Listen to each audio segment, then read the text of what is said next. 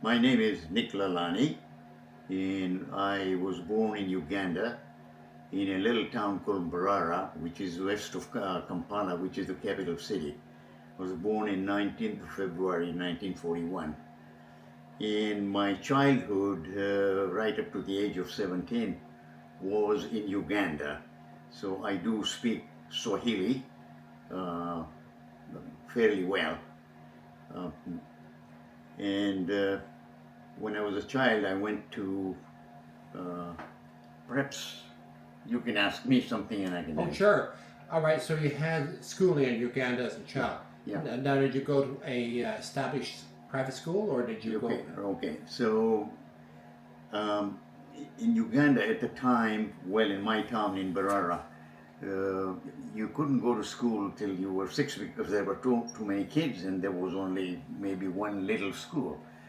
And I went to an Aga Khan school.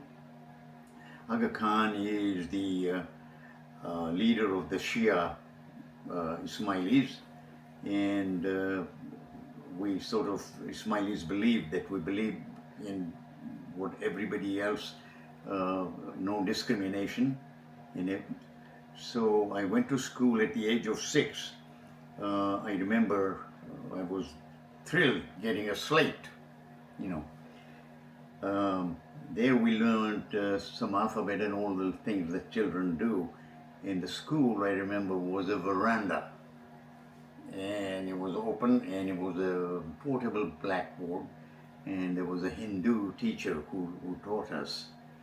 And then I went to another grade, and then the new school was built, which was Aga Khan School, with a lot of funds coming from Aga Khan. And while I was at Aga Khan School, I did well, and I had very good teachers. And one of my favorite teachers, really, was the headmaster. He was a little stout guy, and always wore shorts. And he made sure that the discipline was the first thing on his mind. He walked around. He also, what he did was, every day you all had to gather in front of the school and do some exercises before you get into the class. And while you were in the class, he would choose one class for 10-15 minutes to do the gardening, like weeding and all that sort of thing. So this kind of thing, it built character into me, And now, let me talk about my mother and my father. My father was, he came and pretty much ran a dry goods shop in the high street, which was only about 300-400 square feet. And we lived at the back of the shop. And it had all kind of merchandise, spices and everything. And my mother, to earn more income, and we were 6 of us, so she had to make some spices out of the chilies, capsicum and all that, and would sell it in the store. So the business was going all right. And so another thing, I'm gonna go a little By all means. okay. So we were 6 brothers and 1 sister, 6 boys and 1 sister. Now my eldest brother, who's named Badru, and my sister Khatun, and then my youngest brother Zahir. Now he was kind of a rebel.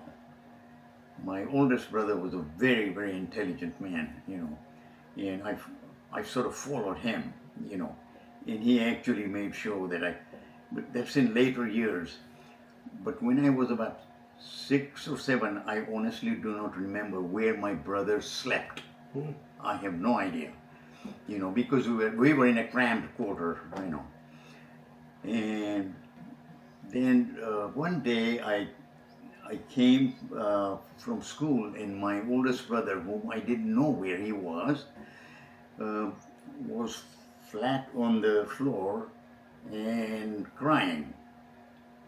And of course, curiously, I asked why, and I was told that he went to boarding school in Kampala, and so I was told that he has been told by my father that he cannot go anymore because my father could not afford to send two children. So he had to stay and send my other brother, next one. And so my brother, Badru, he found a job in Barara in a big shop which catered to the British government, officers and everything. So, and they also have hardware and all that. And my brother, he flourished there. And one day he came to my father, this is later years, and said, you know what, I think there is money to be made if we can have a hardware instead of what we're selling here. And my father reluctantly agreed that, okay, let's try it. And he had influence with the government already, so he got one of the people in the government to say, help me and give me a contract, and I will give you the stuff. So they did, and my brother actually brought all this stuff from Kampala. The truck was unloading cement and all that stuff, and the other truck came, the government truck, and picked it up. And I remember my brother showing the invoice to my father, said, this is what it cost us, and this is the invoice I gave him. And next day, alteration was starting in the shop, and eventually we became the biggest seller in our district to the government. Very impressive. How big was the Barara? So now we are a little more affluent, so we had another house built. And then at about I finished grade 6 in Aga Khan school, and there was no other secondary school to go to, so I had to go to the boarding school. But at that time, there was no problem sending me because I think my father could afford it. And my other brother was already there, so it was very nice to be there. And I went to that school until 1958, and while I was there, I had, but can I backtrack something? You can. Okay. When I was at Aga Khan school in Barara, that's the town I was born, and I must have been 7, 8, I don't remember, but the British education minister, came to the Aga Khan school as an inspector, and he was asking all the children, what would you like to be? And they said, I would like to be a fireman, policeman, whatever. And he asked me, what you want to be? And I said, I would like to be a chemist. And the reason I said that, my uncle on the same street as my father's shop had another shop, and I used to go and visit them. And that shop had all the patent medicines, the liniments and all that, nothing prescription-wise. And I liked that, and ever since then I said, I'm going to be a chemist. So that was it. And eventually I, asked my father that I want to go to England to become a chemist. He was reluctant, so I asked my elder brother Badru, and he said he would talk to them. And my brother had another friend in Barara who was the head of the Ministry of Education from the British government. And he said to my brother, he said, if the boy wants to go, let him go, And so my mother was a bit reluctant, but then she saw that I really wanted to go, and she said yes.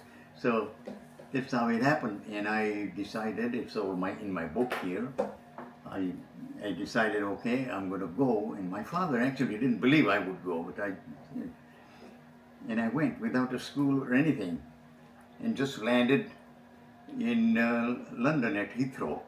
And I take it you had never traveled before? No. So this was your first time away from Oh, your, yeah. your community by yourself. Yeah, never been on a plane. Yeah.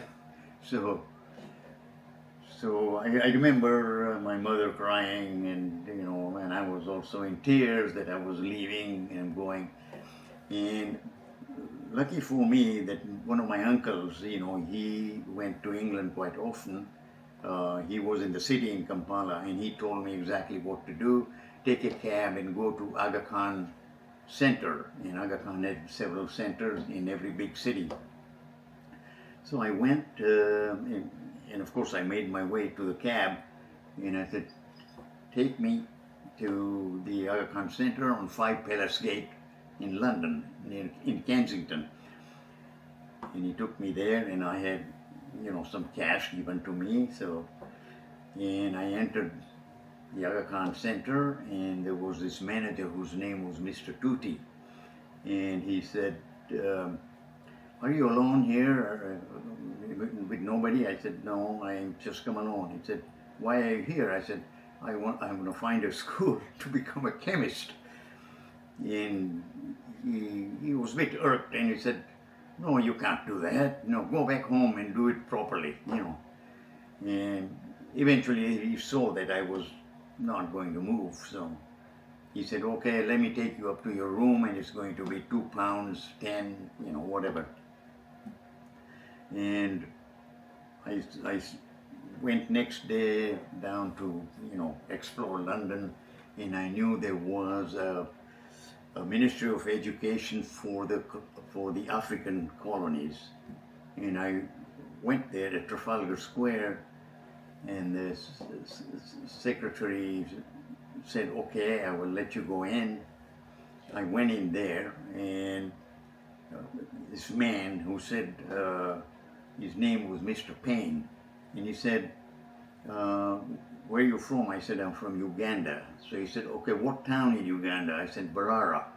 And he said, how is your brother Badru? Because he was the headmaster of a mission school at that time. And then he got that position for the colonies. He said, I can't, you come in February, didn't Badru tell you this is not the right time to come? So anyway, I was a bit upset, and he said, well, leave it with me, we'll see where we can put you. And a couple of months later, I was a bit disappointed that I was disappointing my parents, that I'm not going to school, and they were sending me £25 a month, which was a lot of money. Anyway, so he found me a place which was a private. It was a priest who was a professor, and his name Professor Edcock, and he ran in a big house near Windsor, not too far from Windsor Castle. He ran a little school, I would say it's school, but it wasn't really,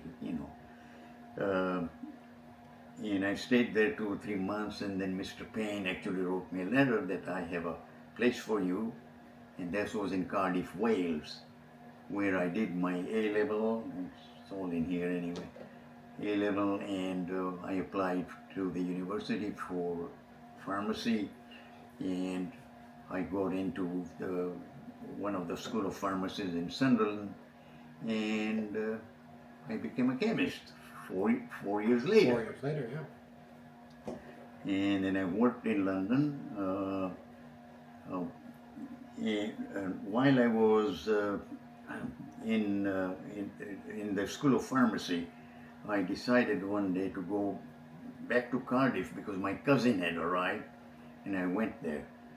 And it was a New Year's Eve, and so we decided to go to a dance.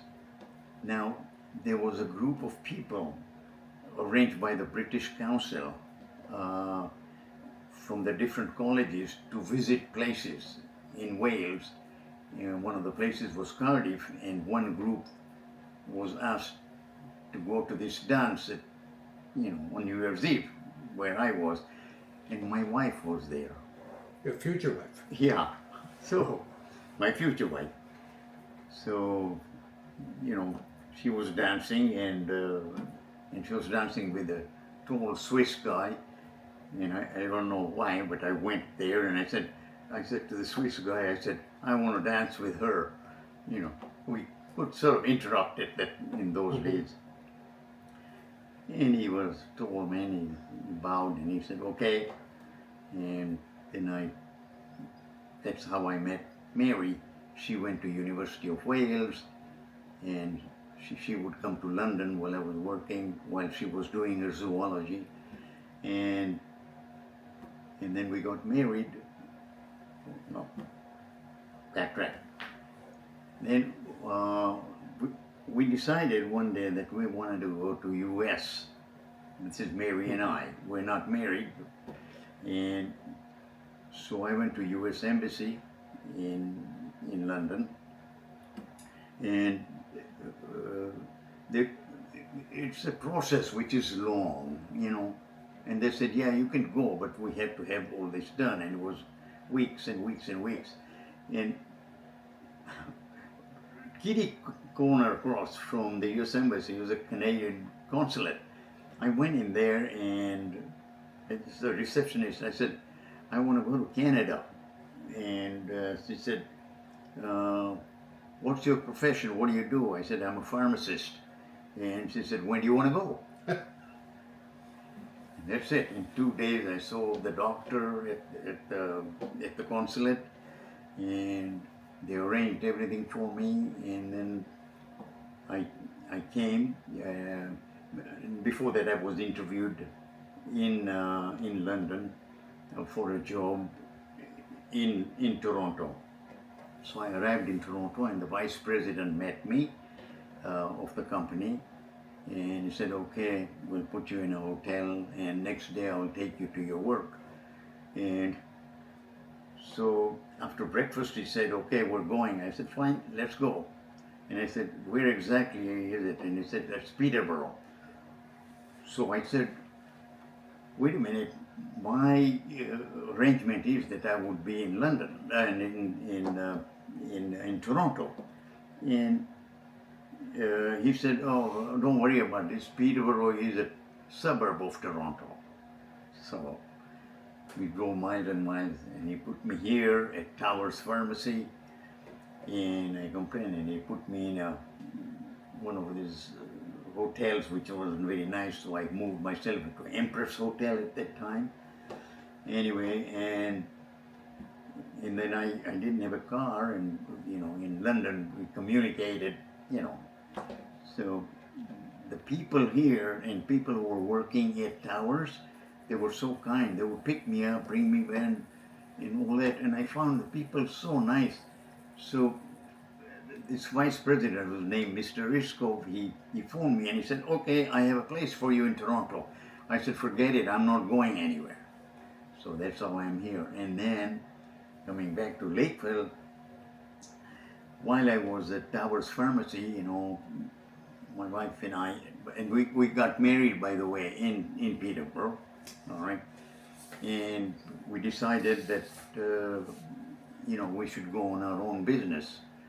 And so I asked one of the, medical reps, I said, if you know anybody selling business, I would like to try.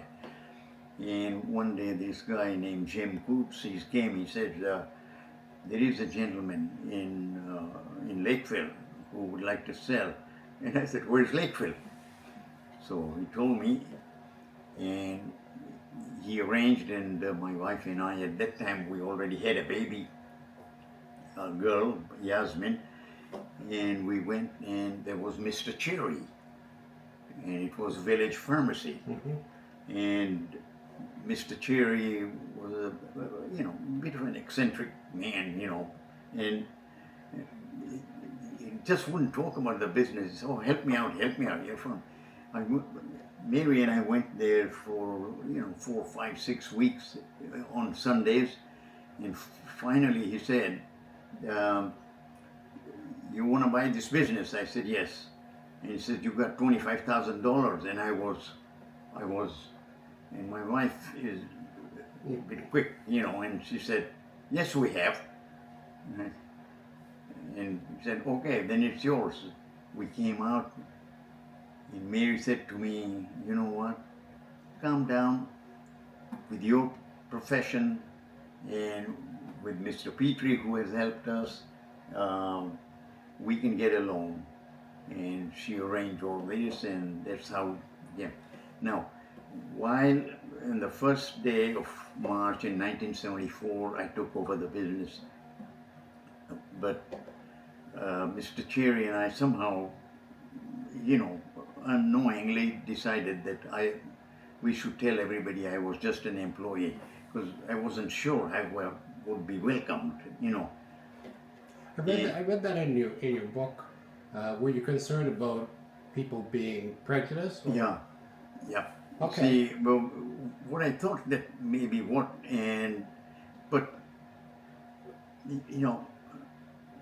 luckily there was no. In fact, they embraced me.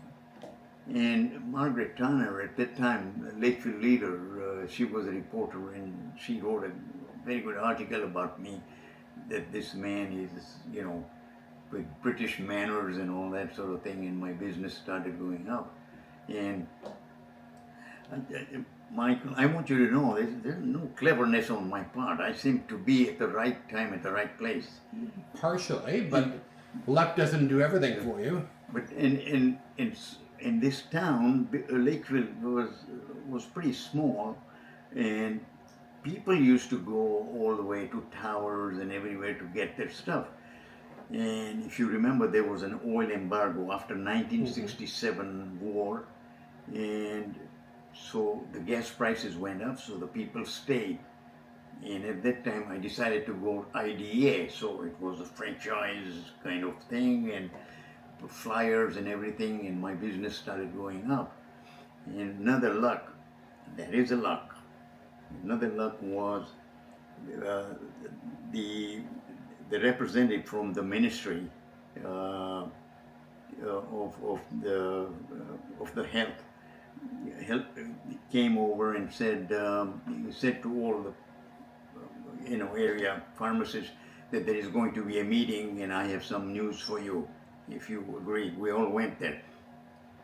We all loved it. He said, well, the government has decided that all the prescriptions for the seniors are going to be free. Before that, seniors were actually, economizing, and my business really went up. And then one evening, one night, at the middle of the night, I got a call from my employee, whose name is Loretta Dunford, and she phoned and he said, Mr. Moore's pharmacy, that's our competitor, The Guardian, is on fire. And I said, well, I don't think I should go, because people will think that, that he is glad that it's on fire. And my wife said, no, we should go. And we went. And I looked for Mr. Moore. They were actually taking all the explosive from the hardware store out, because, and I found him.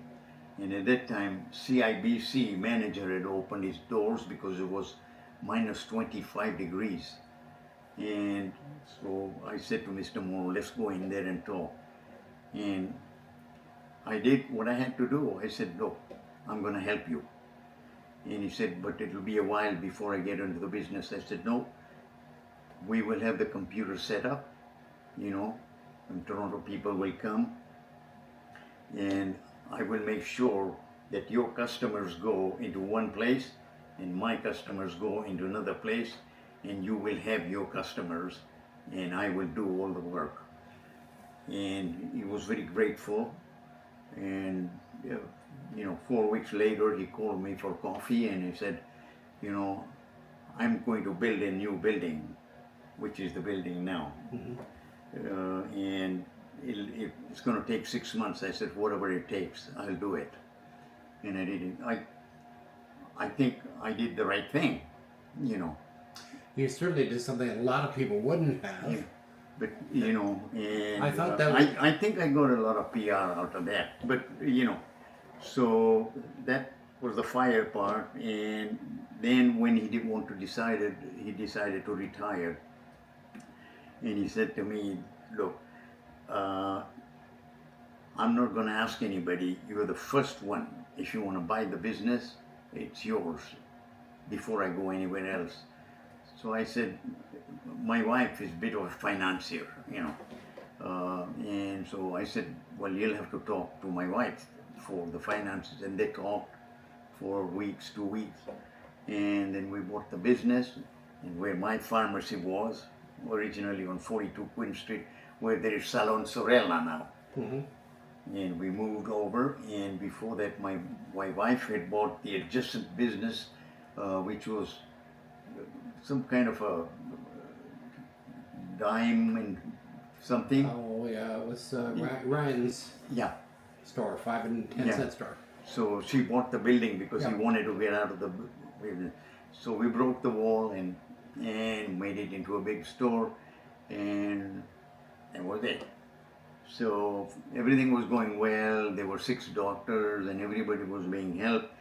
And the clinic was at 18 Queen Street and 14 Queen Street.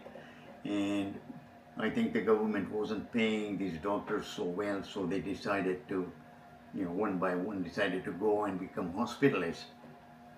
So we were, short, and there was only Dr. Bailey and Dr. Senior left. And so when Dr. Swales left, he came to my wife and said, I'm leaving. He wanted to see me, but I was busy, so he went into the office and he said, I'm leaving. And so my wife said, if you're leaving, your share of the building and everything, you leave it there and I'll buy it. And he agreed. And Dr. Kirk, he also said he was leaving. So she made the same deal, and we bought that place.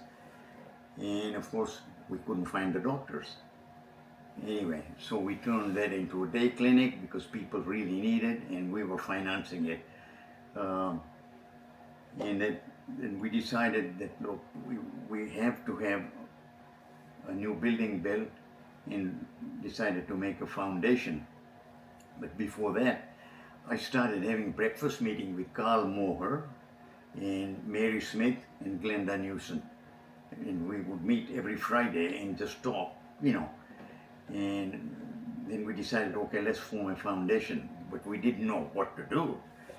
And I used to go to the Y for a workout at 6 in the morning, And Bill Lockington, the lawyer in Peterborough, he would be there too. And I sort of told him that we're trying to do this, but we don't know how.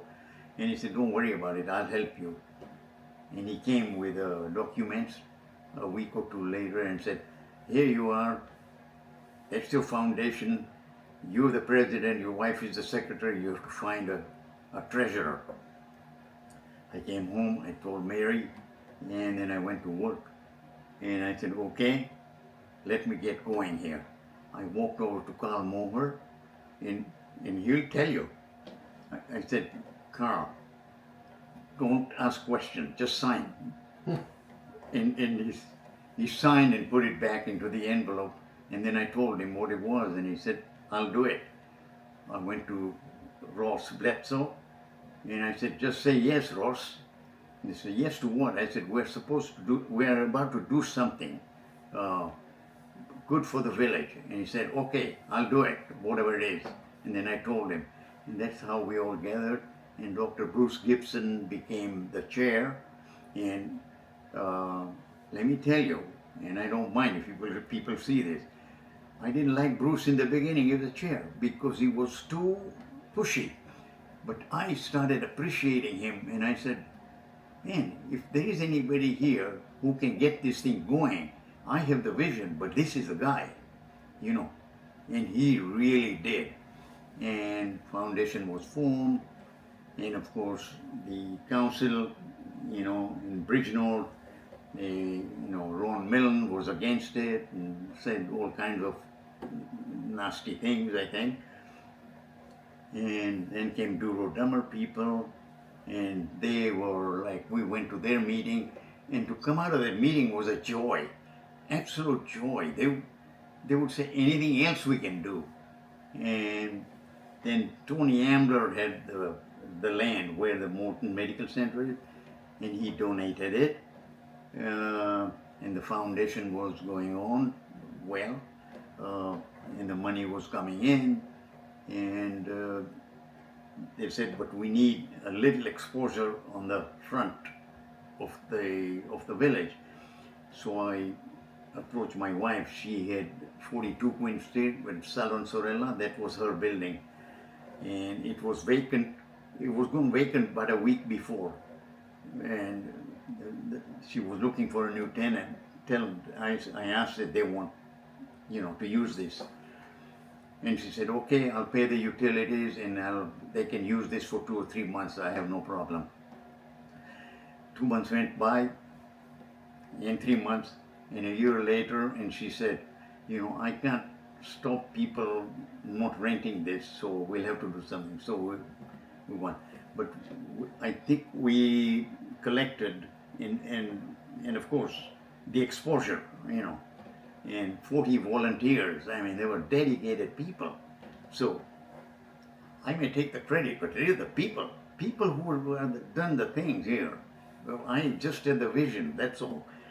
So we collected $485,000 from walk-in. Amazing. Yeah. And so the total came to about $4 million, and what you see is Medical Center, opened in 2009, and it's still going strong. It is still going strong. We need more doctors still. Yeah. I mean, mine retires in October, and I don't know where I'm going to go. Dr. Arthur is leaving. He's leaving, and I've looked around. No doctors available anywhere in Peterborough County.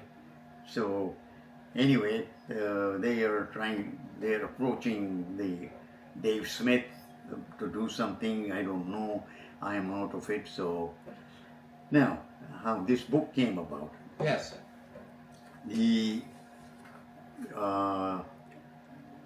What happened was that after I'd retired, I finished, and I said, okay, I'm no longer, and they would have different chairs, every year, every 2 years, and Mr. Boyko became the chair during COVID time. And he sort of knew I'd done a lot of things, so I met him, and he was fascinated with my childhood, and said, oh, I would like to know more. It's fascinating. I said, if it's fascinating, then why don't you write a book? And he said, it's an inspiring story, and I'll write. So he wrote it. So that's how the book came about. So, and then I retired, and we're here, and we've been, for the last 11 years, spending our winter in Florida, but the last one was the last time. We sold our house, and we're not going back. And that's because of the Trump influence, I take it. Yeah. It's very unfortunate. I'm embarrassed, honestly, as an Anglo-Saxon white person to listen to this dialogue that he's created. But for every bad, there is good, and life, of course, equals itself out. When you came to Lakefield, who was your biggest influence in town to help you? Oh, well, I think Mr. Cherry. Mm-hmm. Okay, the way he helped me is because the pharmacy that I inherited was a hole in the wall, really. It was nothing. They had a kitchen table as a dispensary counter, and I couldn't take it. So I said to Mr. Cherry, I want to renovate this place, but I don't have money. And he had money, I knew. So I kept pushing, and he said, oh, no, you don't need it. You'll get used to it. He was that kind of a man. So again, one day he said, okay, how much is it going to cost? I said, about $10,000 to $12,000. He said, okay, go ahead. And that was his help. And I had Mr. Cherry work, for $5 an hour. And he knew he wasn't contributing a lot, but I wanted him to feel wanted, you know. So one day he came to me and he said, no, I don't think I should be coming here. I said, no, you are. You do whatever you have to do. Just sign prescriptions or something. And he kept coming, and one day he said, no, I don't think I will. And so a few weeks passed by, and I was told that he wasn't well, so I went to see him at his house, which is, you know, the big house over there. And he was sitting on a veranda with a blanket on, and the temperature was about 82 degrees. Oh. And so he wasn't well, and I could see he had lost weight. And of course it was cancer that I found out. And we talked, and he sort of told me that all these weeks that I was coming, and we chatted a little bit. He said, I was checking on you, whether you could handle this. And he said, I'm very happy. And he always said to me, work hard, work hard. And then I said to Mr. Cherry, I have to go back to the store. And he gave me a weak shake hand and said, don't work too hard, it's not worth a damn. So that's Mr. I think at that point in life we all sort of think that way. So the emotional part about the last part is that his daughters came to me and said, we're very thankful to make our father wanted right to the end.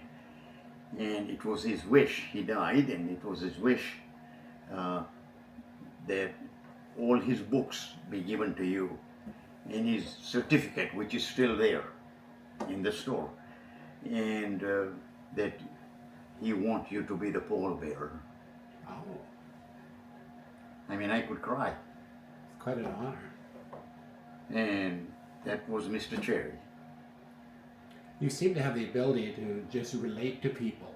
Yeah. And I think it's part of what I'm saying, and of course this is the first time I'm meeting you, is that your openness, both about yourself and about the community, is a refreshing change from the more guarded type of approach that many people have. Yeah. And that could be one reason for your success. And I still like to help. yes, exactly. I do too. I mean, that's why I do this. Nobody's paying me to come here and do this, but I'd like to see the community remember these things to move forward. Yeah. And so when you've been through your whole career now, you're in the twilight years of your life, and did you find the happiness and success that you were looking for? Yes, I really think I did. I found the people in the community. That to me was happy. Even now, if I don't go to the village twice a day from here, right, it energizes me. I go there and to help people. And the other part of the happiness is that the community has been good to me. So I'm still giving it to them whenever I can, whatever I can, I give it to them. And I feel that I was lucky and I was fortunate. And for me, in my heart, to forget that you are fortunate is a sin. I cannot forget that I was fortunate. No, that's a good thing to say. And I think the other thing we tend to do is internalize it too. We say, I got this by myself. Yeah. And of course, we never get it by ourselves. It's by many things. Many things. So that's the end of the story. Well, not entirely. I'm interested in the fact, of course, you were born a Muslim, and you've come into a very traditional Christian, Catholic sort of area. Where did you worship when you were in town here? Is there a mosque? And they had a little worship place in where this old highway used to be, whole 28 highway. Mm-hmm. And there was this Bullock's Farm or somebody. Oh yeah, I remember Bullock's Farm. Which is there. And they had, it only lasted for a few months because there were not that many people. And so, anyway, to be quite honest, I'm not a very religious person. No. My religion is to help. Well, that's true, but I mean, if you follow the fundamentals of the Quran, and you don't have to necessarily be a devout person. Yeah, here, water for you. Thank you. So, what are you most thankful for? Thankful for what I did, and the happy life that I had, and I'm still having it, and I'm healthy, and Back when you were in Uganda, of course, you had never been to the city, to a big never, metropolis. So no. I'm really intrigued by the fact that you would have the courage, as a young man, to go that far away, and then to go even further into another continent, into a small place in the middle of Canada, and find a home, find a life, establish yourself. A lot of people would be afraid, and a lot of people simply wouldn't have the social skills to be able to fit in. Yeah. But I sort of, I don't know.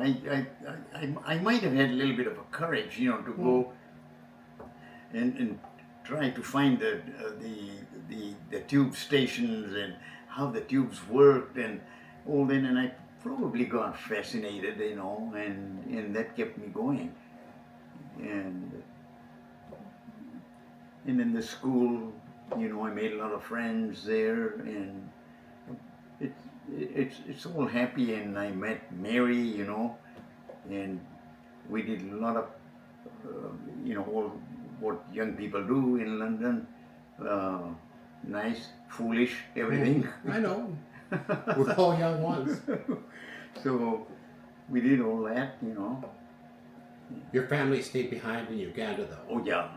And then, of course, in 1972, yes, Idi Amin kicked them all out. So they all came here, and they did all well. None of them was in welfare. And my father actually died in Kitchener. Really? Yeah. So, and he wanted to go to Kitchener. He told when he landed, and the immigration people, he said to them that I want to go to Kitchener because many people from my town have been there and there. So they said okay, and he was quite happy, but he lost his business. There was nothing else. No, exactly. I mean, I've talked to many people from Uganda that had the same experience. They were just basically thrown out with their clothes on their back, whatever they could put in a suitcase, overnight almost. Yeah. So it's hard to relate to. So when I'm talking about the people that are going to be listening to this in the future, what advice do you have for them when things get tough, when they get hard? How do you get through that? How do you succeed in life? I really think if you keep going, no matter what the obstacles are, you go through it. You don't go back. You go forward. I really think that's the way. Because as a small business, and when like I said, it's luck, and people stopped going to Peterborough for buying big things, and I decided to become IDA. I mean, that was going forward, So that's what I would tell people, that look, if you're passionate about something, go ahead and do it. Take the chance, and have a wife who knows how to borrow the money. In this day of age, I mean, we're looking at a time when young people are saying that they can't afford a house, they can't get a permanent job, and all of these things that are really, some of them are blaming us old folks on making it so expensive that they can't live.